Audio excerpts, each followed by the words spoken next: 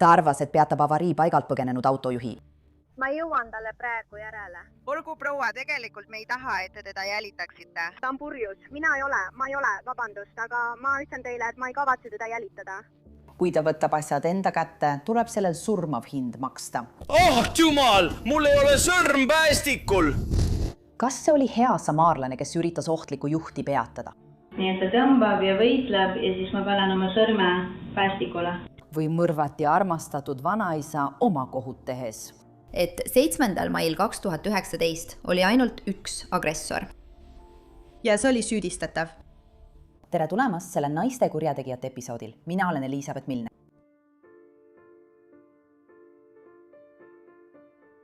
Claytoni Maak on Georgia. Just seal kohtume selle nädala naiskurjategija Hannah Renee Payne'iga. Hannah Payne'i varasest elust ei ole palju teada, kuid me teame, et ta unistas alati politseinikuks saamisest.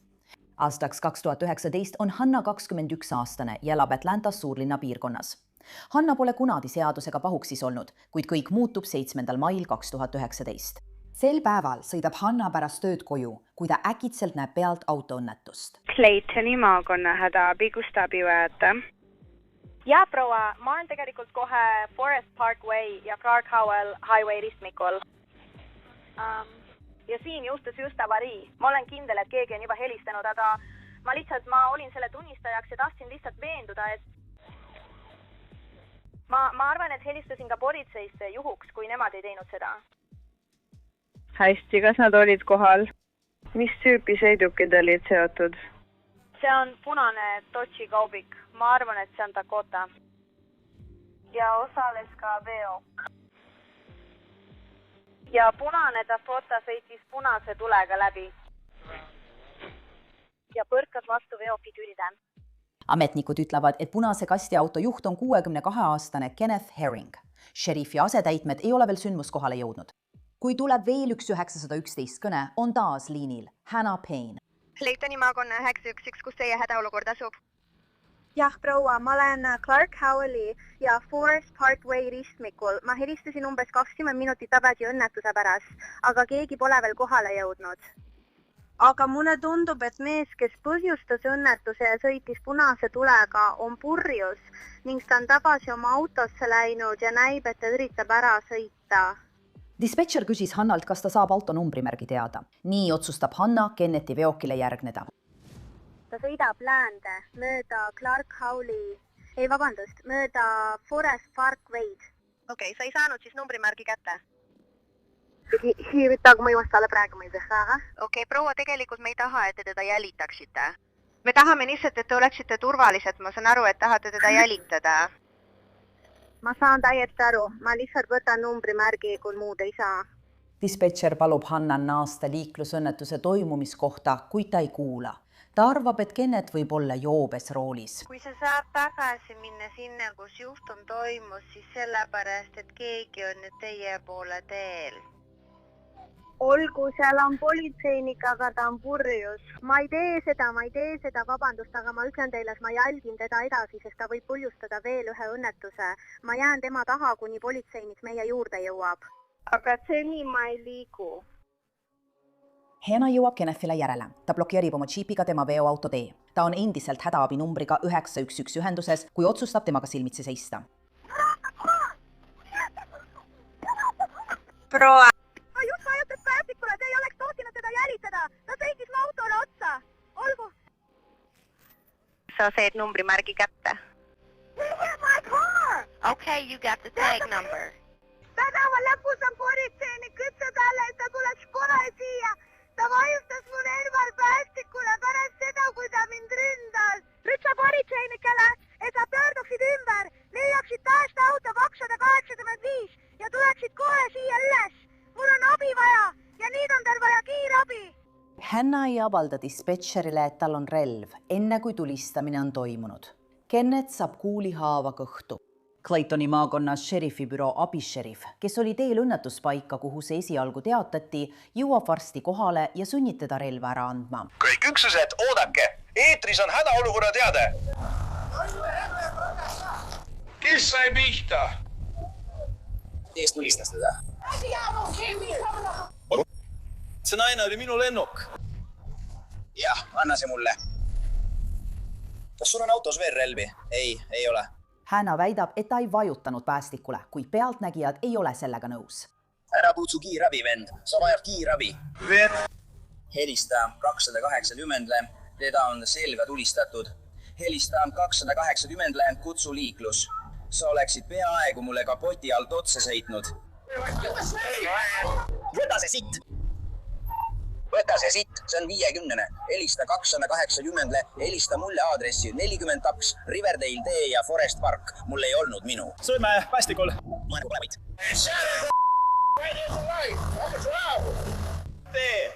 Ma olen seal sain Shi 50 peal ja Volkot 41 peal. Mul ei ole sõrme päästikul. Ma jään vait. Jooksis minema. Tere, härra! Kas te saate minulle üldse rääkida, härra? Kuule, ma liigutan su prouakt, eks? Sa saad välja vähem kui 50-ga. See on jaatav. Üritan kontrollida, kas ta on autos. Ei reageeri. Nüüd on meie dispetšerita teel. Ta kässis tema neetud ukse lahti teha.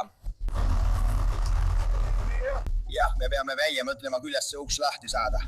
Too ta siia. Õige mees, selge. Kenneth Herring veritseb välja ja kiirabi pole ikka veel kohale jõudnud. Ära tee seda, olgu. Tere, härra! Kas te saate minuga natuke rääkida? Las sa saad rääkida, mis su nimi on? Mis su nimi on? Kus sa selle said? Sa said selle siit. Kas sul on rätikut või millal? Ei, härra. Kas kennelgi on kuskil rätik? Tema pulss on nõrk. See ei tule välja. Kuul tabas teda. Jah, see on tema kõhtohvitser. Ta saab pöörda. Ta sai 5 maksa. Mees, ta sai kõhuvigastuse. Ei, see tema kõst. Ei ole. Kas sul on midagi, millega suruda? Kas sul on midagi, millega suruda selle peale? Rätik peale. Tema seljale. Ma ei taha kogu seda mustust sinna panna. See pole see. Tal on sisemine verejooks. Kuule, sa näed seda, eks? Ei, härra, ära tee seda. Ei, kui sa hakkad oma kätt liigutama, ma hoian tema puusa.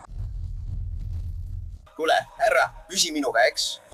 Kiraabi saabub mõne minuti pärast ja šeriifi asetäitjad alustavad tulistamise uurimist. Kas see on revolver? Ei, see on poolautomaatpüstol. See on XD9. See on XD9 Springfield. See on 9 millimeetrine. Mis juhtus avariis? Igatahes. Ta tuli siit poolt ja siis tema tuli sealt poolt. Igatahes. Ta sõitis talle otsa ja kui talle otsa sõitis, siis ta hüppas välja. Mida sa teed? Jah, temaga oli kõik korras. Ei mees, ilaport, kui ta käe sisse pani, viskas ta selle kohe välja tarasi. Ta liikus niimoodi edasi. Nagu ma ütlesin, oli raske aru saada. Sellepärast ta vist mõigi teda, sest ta rebis särgi ja kõik muu katki. Ja väike tülli käis ning kui ta 4. korda tagasi tuli, tõmbas ta relva välja ja 2 lasku kõrasid. 2 lasku? Jaa, nii et seal oli veel üks palvanikest. On selge, et loos on palju rohkemat. Šeriifi asetäitjad uurivad sügavamalt ja jõuavad uue arusaamani. Kenneth võis enne esialgset autoavariid kogeda meditsiinilist hädaolukorda. Ma arvan, et 43 veokil oli mingi diabeetiline hädaolukord. Ta sõitis otsa teisele naisele, valgele naisele ja siis hüppas see naine autost välja ning hakkas teda ahistama selle eest, et ta talle otsa sõitis ja siis tulistas ta teda. Jah, kogu selle aja, kui me seal istusime, oli ma 84. rajal ja blokeerisin rampi selle traktori sööti tulekahju tõttu kiirteel. Ja ma kuulsin seda. See juhtus umbes 60 meetri kaugusel kohast, kus ma istusin. Ta ütles, et oli Clark Howelli juures ja valmistus koju minema. Ta ütles, et mees sõitis punase tulega läbi ja sõitis veoautole otsa. Ta ütles, et seal all oli politseinik kaubikuga, kes üritas teda peatada, kinni võtta või midagi sellist. Mees sõitis edasi, nii et ta jälitas teda siia ja sõitis talle ette. Ja ta ütles, et ta ütles, et veoauto, millele ta otsa sõitis, on ikka veel seal all. Ta ütles, et oli kogu aeg telefonis häirekeskusega, andis neile infot ja rääkis neile. Häirekeskus ütles lihtsalt, et seal all oli 43 ja muud sellist. Aga ikkagi, ta jõudis siia ja peatas, ta ütles talle, et sa pead tagasi minema. Ta ütles, et ta näitas vasaku käega ja ütles, et mees haaras tal vasakust käest kinni ega lasknud lahti. Ja ta ropendas ja ta ütles, et mul on relv kaasas, teab küll, mu relv ja nii edasi. Ta ütles, no lase mind maha, nii ta ütles. Ja sellest hetkest alates ütles ta, et mees ei lasknud tal minna ja ta üritas teda lüüa ja ropendas ning naine tõmbas relva ja tulistas. Nii et kui siin valmis saame, võtame kriminaaluurijatega ühendust ja vaatame, kas nad juba teavad, et tahavad teda üle kuulata ning siis otsustame edasi. Hannah Payne on endiselt sündmuskohal. Ta on kinni peetud sel ajal, kui kiirabi püüab Kennethi elu päästa. Aga iga mööduva minutiga väheneb lootus paranemisele. Still on hope. Tema autos on nõelu ja muud jama, nii et ma ei tea, kas see on seotud diabeediga ja sellepärast autodel otsa sõitis või mis. Ja meedikud ütlesid, et tema seisund oli väga halb. Kenneth Herring viiakse kohalikku haiglasse, kuid tema vigastus osutub surmavaks. Ta kuulutatakse surnuks. Samal ajal viiakse üle linna Hannah Payne Claytoni maakonna ülekuulamisruumi. Talle loetakse ette tema Miranda õigused, kuid ta soovib rääkida oma loo. Ma sain tööst ära, ma olin teel koju ja sõitsin mööda Clark Howelliteks, pöörasin vasakule Forest Parkway'le. Minust paremas reas oli veok ja ta oli ristnikul natuke rohkem eespool kui mina. Ta sõitis punase tulede läbi, valgus oli meie jaoks roheline ja siis äkki tuli see mees läbi ristniku. Ja õnneks ma jõudsin napid pidama, aga tema sõitis seokil otsa. Okei. Nii et siin siis te olete Clark Howey tänavalt ja proovite välja sõita Forest Parkway'le. Proovime välja sõita Forest Parkway'le. Ja siis? Ta tuli otse läbi, just siis ta tuligi otse läbi. Nagu kas 85. maanteelt Riverdale'i kaudu või Riverdale'i teelt? 85. maanteelt Riverdale'i kaudu, okei. Sain aru. Jätkake. Ja kui ma sain aru, mis oli juhtunud, suutsin temast mööda minna. Sõitsin kõnniteele ja parkisin. Siis helistasin politseisse. Tulin autost välja ja läksin vaatama, kas kõik on korras. Rääkisin veokijuhiga ja teise tunnistajaga, kes oli samuti politseinik ja nägi kõike pealt. Ja mees, kes veokit juhtis, tuli välja ja vaatas lihtsalt ringi nagu, mis juhtus. Ja ta ütles, keegi sõitis mulle sisse. Ja meie olime nagu, ei, sa lihtsalt sõitsid punase tulega läbi. Hanna sõnul hakkas Kenneth, kui ta oma veokist välja tuli komistama ja kõndis otse liikluse keskele. Umbes 20 minuti pärast ma läksin tagasi üle tee ja helistasin oma vanematele, sest ma sain aru, et mul oleks võinud olla võimalus eluks, milleks ma tundsin end täiesti ettevalmistamatuna. Ma helistasin oma vanematele ja rääkisin neile, mis juhtus. Ja kui ma seisin ja tagasi helistasin, sain aru, et oli möödunud juba üle 20 minuti. Ja ma ütlesin dispetšerile, et ta läks oma veokisse, andis mootorile gaasi ja tundus, et ta hakkab ära sõitma. Ja sel hetkel ta tegigi seda, ta sõitis minema. Nii et ma istusin oma džepi ja järgnesin talle ning ütlesin dispetšerile, et ma jälgin teda. Aga tema ütles mulle, et ta ei soovita seda teha. Hannah väidab, et ta järgnes Kennethi veoautole, et saada tema registreerimisnumber. Kohe kui ma jõudsin Riverdale'i teele ja me keerasime sealt kurvist, avanes mul võimalus temast ette saada. Okei, nii et ma sain temast ette ja peatasin tema ees. Ma tulin autost välja ja olin telefonis häirekeskusega ning ütlesin talle, et sa pead peatuma, sa pead kõrvale tõmbama. Ja tema oli nagu, aga kes sina oled? Kes sina oled? Ja ma ütlesin, ma ei ole keegi, aga ma olen politseiga telefonis. Ja siis ma vetkisin seal ja ütlesin, jah, aga kes sina oled? Kes sina oled? Mul on sulle midagi. Ma ütlesin, okei, ma lihtsalt ütlen sulle, et sa pead peatama, sa pead kõrvale tõmbama. Ja siis mul oli telefon käes, olin ühenduses dispenseriga. Ja ma ütlesin talle, sa pead peatuma ja ma olin sen hetkel otse tema ukse juures. Ta sirutas käe välja, lõi mu telefoni käest ja haaras mu randmest. Kui ta mu randmest haaras, hakkasime me kuidagi edasi-tagasi tõmblema, võitlesime ja siis ta vajutas gaasi põhja ja sõitis mu rehvile otsa. Hannah väidab, et Kenneth hakkas teda enda poole tõmbama. Siis hoiatas ta teda, et tal on relv kaasas. Ja ma ei teadnud, et ta üritas midagi haarata, ma ei jälginud teda. Ma proovisin temast eemale tõmmata. Timast. Ja ma olin ta endast eemale saanud, aga tal oli mu särgis kinni. Ja siis ta rebis mu särgi tatski. Ta sikutas seda, mul on see all. Okei, olgu. Ma ütlesin talle, et ta läheks sellega minema. Ma sain. Ma lihtsalt tahan seda näha ja kas sul oleks kedagi ja... Ta sikutas seda ja siis ütlesin talle, kui ta haaras, ütlesin talle, et mul on relv. Ma ütlesin, jaa, ma tõdistan sind. Okei. Ja siis ma haarasin selle ära. Ja polnud selle järjena haaranud, polnud seda kogu aeg puudutanud. Ma haarasin selle ära, ma tõmbasin selle välja. Ja siis ta tõmbas. Kui ma tõmbast eemal tõmbasin, oli see sellepärast, et mu särk rebanes. Mitte sellepärast, et ta oleks lahti lasknud. Sel hetkel oli see mul juba väljas. Ta tuli ikka veel minu poole, varjus minu peale. Mul on sulle midagi varuks. Tead, kui sa tahad mind tulistada, siis tulista. Tee seda, tee seda, tee seda. Ja kui ta haaras, siis mina...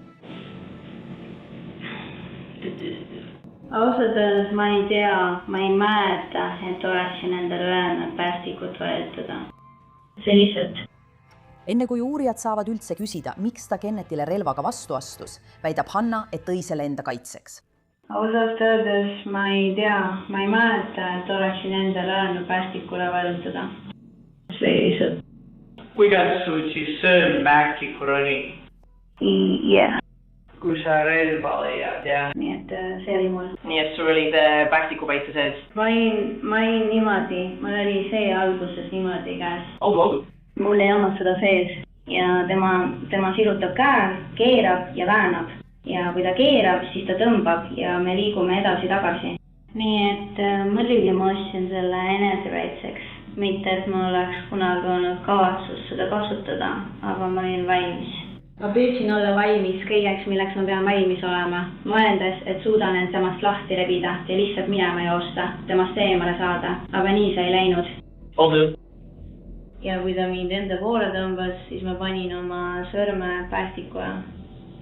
Ja ta tõmbas ja tõmbas. Hanna räägib uurijatel oma loo uuesti läbi.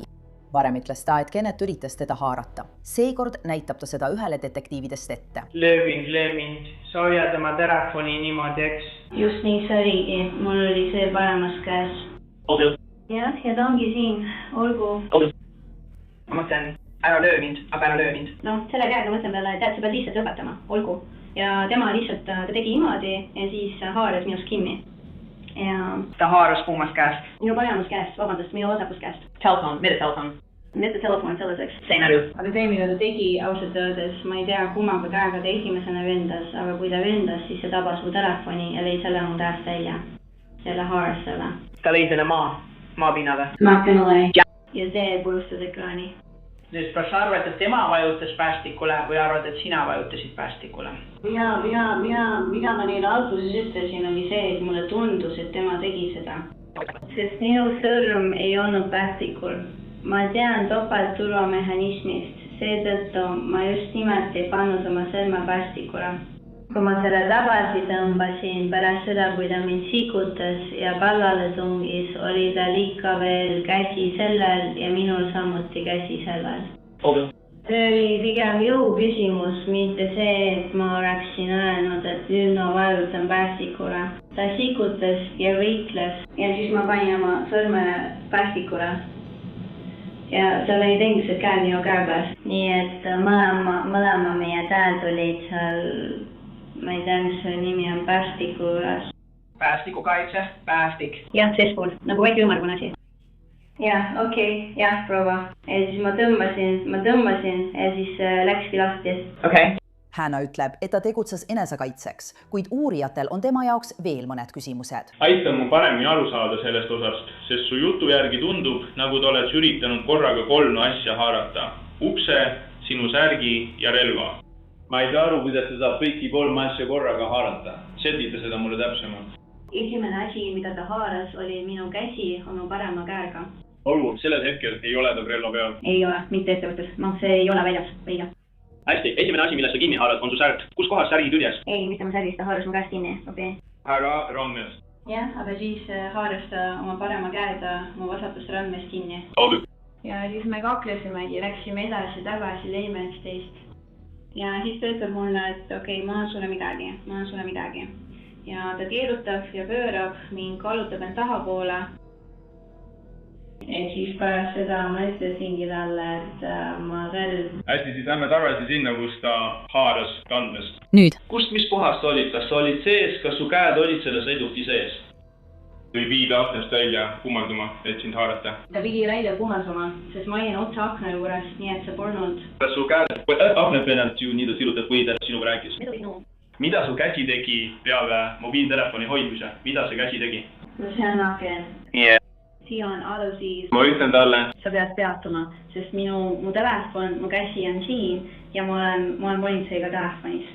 ja kui ta silutus. Kas ta silutus taha, küljele või ette? Kuhu ta silutus? Ma nägin, et ta käsi liikus niimoodi. Nii et nagu tahapoole? Jah, okei. Peaaegu nagu diagonaalselt tahapoole.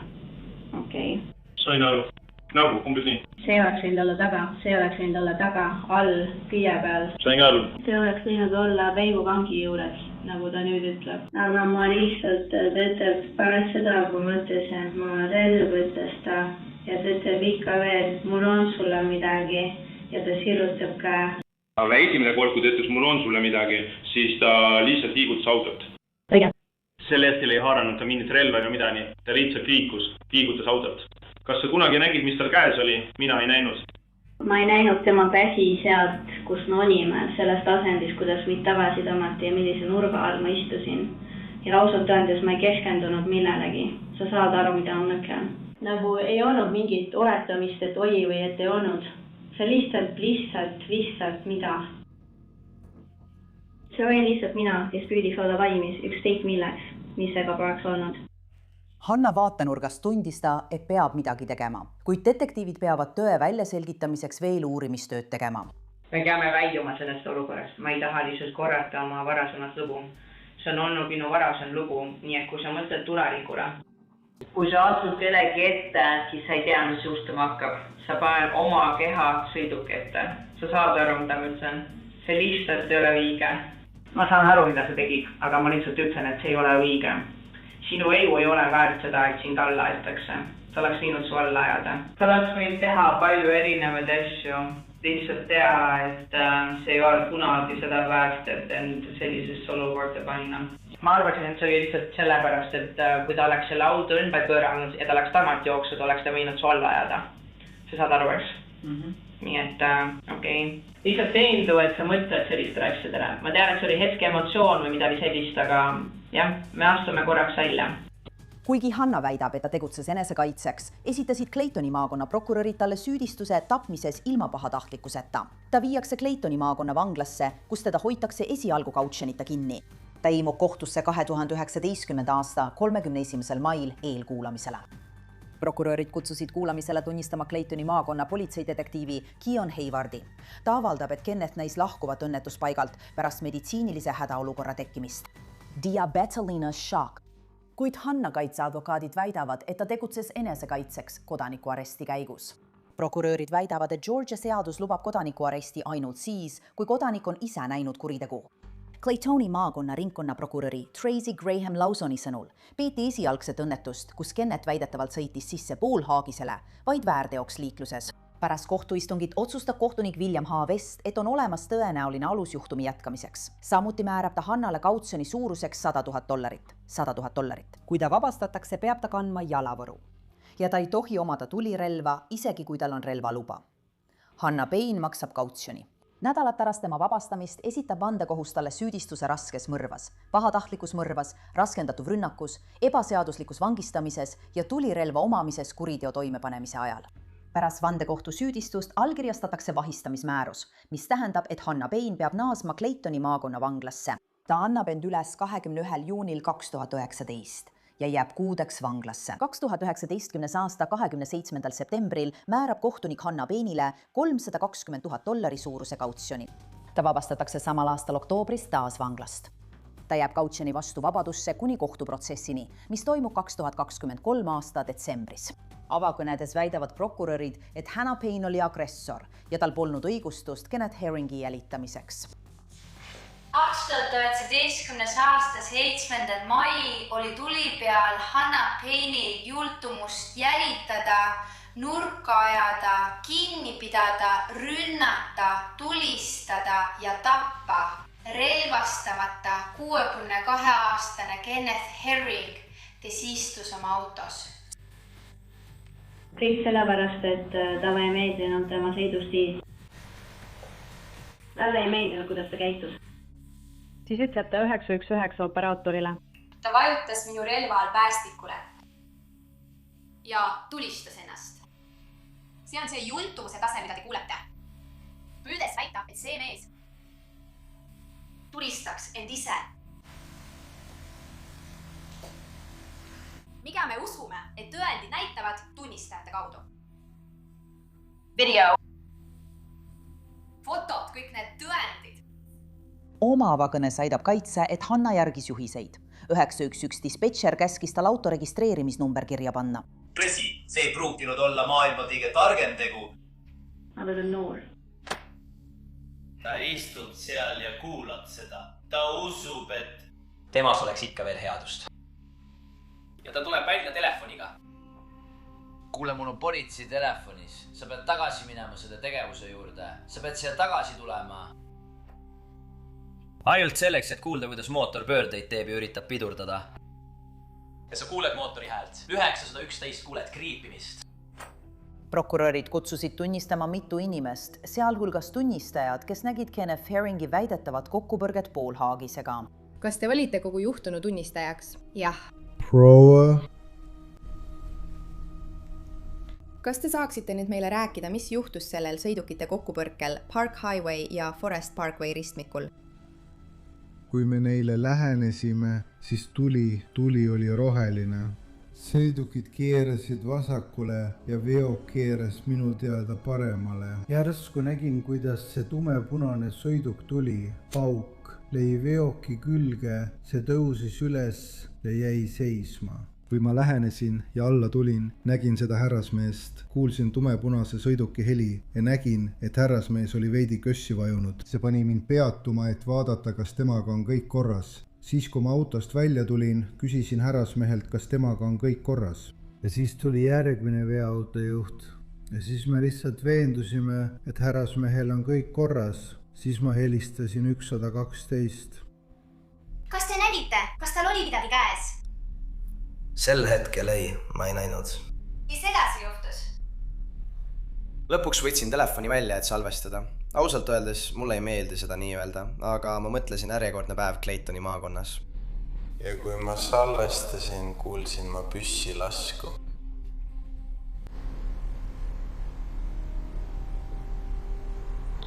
Kas te nägite mingit rabelemist selle autojuhi ja Preili Payne'i vahel, mille juures ta seisis? Jaa.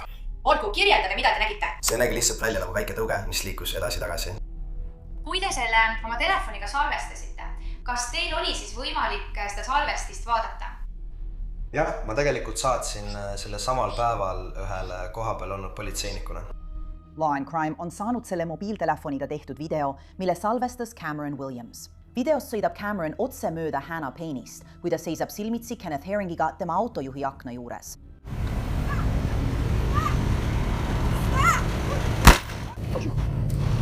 Oh, Jewel. Kohtuarsti tunnistuse kohaselt põhjustas Kenneth Herringi surma kõhtu saadud kuulhaav. Selle juhtumi surma põhjuseks on kuulhaav. Süüdistus lõpetab oma juhtumi esitamise. Kui asi antakse üle Paitsele, otsustab Hanna, et ta annab tunnistusi.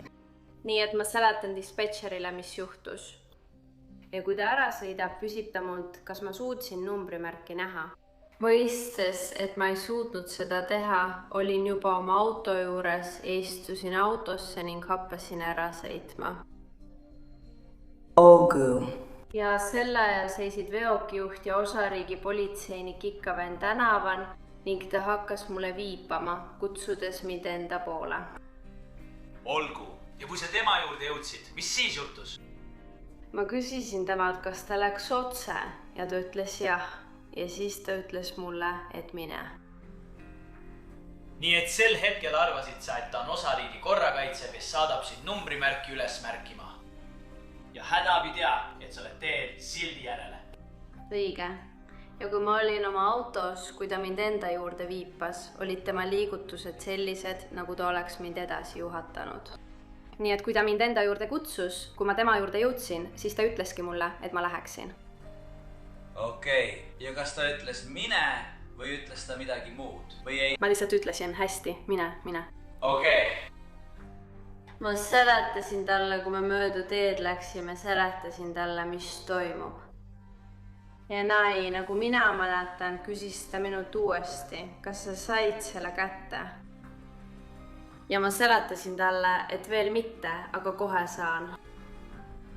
Ja siis ta ütles mulle, et ta lihtsalt tahab, et ma oleksin turvaliselt. Ma ütlesin talle, et ma saan aru.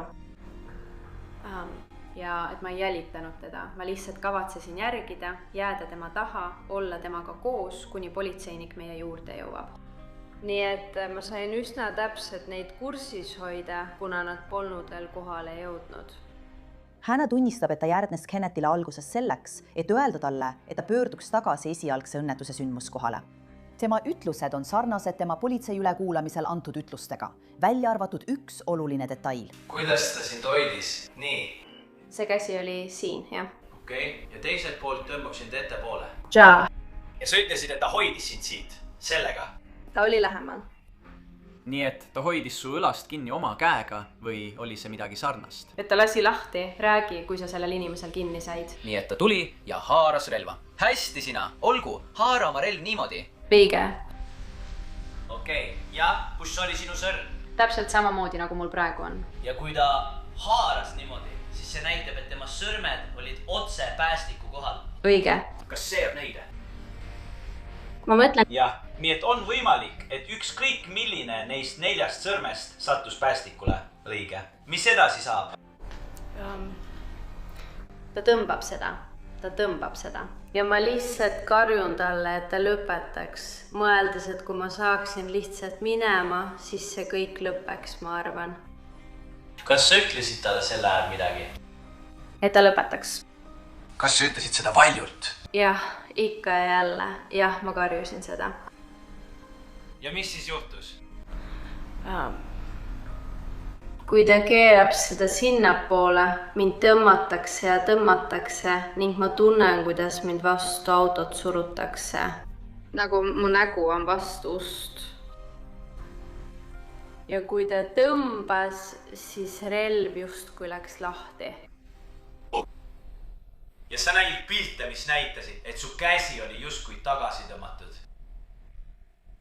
Miks su käsi või käsivarus oleks niimoodi tagasi tõmmatud? Pärast seda, kui see käis, kukkus mu kogu keha justkui tahapoole. Nagu ma oleksin peaaegu kukkumas olnud ja üritasin tasakaalu hoida. Ja mu käsi oli nii kaugele sissepoole pööratud, et kui see käis ja ma vabaks sain, siis lihtsalt paiskus see tagasi. Kui Hannah advokaat teda põhiküsitlusel küsitleb, kinnitab ta, et tema sõrm polnud päästikul. Ristküsitluse ajal juhib prokuratuur kiiresti tähelepanu sellele, et ülekuulamisel ta nii ei öelnud. Ja te ütlesite ka, et teil polnud kunagi kavatsust päästikut vajutada. Õige. Nii et kui te ütlesite härra Herringile, et tulistate teda, siis te lihtsalt bluffisite. See ei ole nii, et ma ei bluffinud. Ma lihtsalt, nagu ma selgitasin, arvasin, et see on heidutus, et ma saaksin põgeneda. Ja te ütlesite, et teil oli selle tulirelvaga väljaõpe. Ja. Ja sellel väljaõppel te ei õppinud, et relva ei tõmmata välja, kui te ei kavatse seda kasutada. Ma õppisin, et päästikule ei panda sõrme, kui sa ei kavatse seda kasutada. Ja teie tänane ütlus selles intervjuus oli, et teie päästik, teie käsi, teie sõrm oli päästikul. Kas nii? Minu sõrm oli päästiku juures, päästiku kaitsel, mitte päästikul. Hannah kohtuprotsess kestis vaid 5 päeva. Nüüd on nii süüdistuse kui ka kaitsekord esitada vandekohtule oma lõppsõnavõtud. Me usume, et esitasime teile tõendid, et süüdistatav tegutses pahatahtlikult, kui ta jälitas härra Herringi autot oma džepiga. Ta lõikas oma džiipiga Riverdale Roadil härra Herringi autole ette, surus ta nurka, takistas tal liikumast ja hoidis teda kinni. Kui ta hüppas oma džiipist välja agressiivselt, jooksis kohe härra Herringi juhiukse juurde, karjus, sõimas ja nõudis, et ta autost välja tuleks. Ta ütleb härra Herringile, et tulistab teda. Ta tõmbab oma relva vöökohalt välja. Ta tõmbab 2 käega püstoli kelgu taha ja tulistab teda. Ja te kuulsite 911 kõnes, kuidas ta ütles, sa lõid mu autot. Ja ta ütleb seda vahetult enne, kui ta tulistab. See päästik vajutati selle noore naise poolt. Nad istusid seal. Nad olid hirmust halvatud. Nad on varemgi sellises olukorras olnud. Siin, mul on sulle midagi. Lama tagasi. Mine trüki sisse ja tema ka. Ta ei vajutanud päästikule. Sa kuulsid klõpsu. Ja nad ei näinud, et see oli oluline. Põhimõtteliselt, kui asi jõuab kohtuprotsessini, nagu ma ütlesin, otsus, see on individuaalne. Ausalt öeldes, otsides tõde selle kohta, mis juhtus, Väändekohus arutab juhtumit 90 minutit. Seejärel kuulutavad nad välja otsuse. Esimese süüdistuspunkti osas, mis puudutab tahtlikku mõrva, leiame meie vandekohus, et süüdistatav on süüdi. Teise süüdistuspunkti osas, mis puudutab laskendatud mõrva, leiame meie vandekohus, et süüdistatav on süüdi. Hannah Payne'i karistuse määramine toimub 3 päeva pärast kohtuotsuse väljakuulutamist. Tema karistuse arutamisel annavad Kenneth Herringi õed-vennad südantlõhestavaid ohvrimõjuavaldusi. Ei ole enam jõule, ei ole enam sünnipäevi, ei ole enam pere kokkutulekuid. Tema lapselapsed ei tunne teda kunagi. Tal on 2 täiskasvanud last, see... Neil ei ole isa. Neil ei ole enam isa. Ma ei näe enam kunagi oma venda. Ma näen teda ainult piltidelt. Sama karistus, mille tema talle andis. Ma tahaksin näha, et talle antakse sama karistus. Mingil hetkel oma elus vajan ma mingil hetkel tervenemist. Minu arvamus, kui rääkida karistusest selles asjas, on see, et mis iganes kohus talle määrab, mis peaks olema eluaegne vangistus, ilma tingimisi vabastamiseta, ta väärib enamat. Süüdistus palub samuti kohtunikul määrata Hannale eluaegne vangistus ilma tingimisi vabastamiseta, kuid kaitsja palub leebemat karistust, arvestades Hanna noort vanust. Kuid lõpliku otsuse teeb kohtunik. Esimese süüdistuspunkti pahatahtliku mõrva eest määrab kohus karistuseks eluaegse vangistuse koos võimalusega tingimisi vabastamiseks. Teise süüdistuspunkti raske kuriteo mõrva puhul liidetakse see esimese punktiga ja seaduse alusel tühistatakse. Kolmanda süüdistuspunkti raskendatud kallaletungi puhul liidetakse see esimese ja teise punktiga. Neljanda süüdistuspunkti raske kuriteo mõrva puhul liidetakse see esimese punktiga ja seaduse alusel tühistatakse.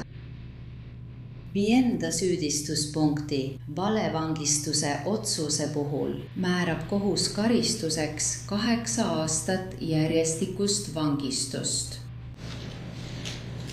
Kuuenda süüdistuspunkti tulirelva omamise eest raske kuriteo toimepanemise ajal määrab kohus 5-aastase järjestikuse vangistuse. Põhikaristusele. 7. ja 8. süüdistuspunkt liidetakse 6. süüdistuspunktiga. Seega on kohtu kogukaristus eluaegne vangistus koos võimalusega tingimisi vabastamiseks. Lisaks 8 aastat järjestikku valevangistuse eest ja 5 aastat järjestikku tulirelva omamise eest kuriteo toimepanemise ajal. Ja see on kohtu otsus. Hannah Payne saadetakse Georgia paranduste osakonna alluvusse. Tema advokaadid esitavad taotluse uueks kohtuprotsessiks. Alguses madalama astme kohus lükkab selle tagasi, kuid 2026 aasta märtsis viiakse tema apellatsioon edasi Georgia ülemkohtusse, kus kohtunikud kuulavad Hannah Payne'i apellatsiooni suulisi argumente. Just siis selgub, et Claytoni maakonna prokuratuuri prokurör kasutas olematuid tehisintellekti viiteid, mis jõudsid kohtumäärusesse. Selle surre vea tõttu pole Georgia ülemkohtul muud valikut, kui tülistada Hannah uue kohtuprotsessi taotluse tagasilükkamine, mis tähendab, et madalama astme kohus peab uuesti läbi vaatama oma otsuse keelduda Hannah Payne'ile uut kohtuprotsessi andmast. Selle salvestuse ajaks pole uue kohtuprotsessi kohta veel otsust tehtud ning Hannah Payne viibib endiselt Pulaski osariigi vanglas Hawkinsvillis, Georgias. Aitäh, et liitusite meiega sellel episoodil. Mina olen Elisabeth Milner ja kohtume teiega siin jälle järgmisel nädalal uue naiskurjategijaga.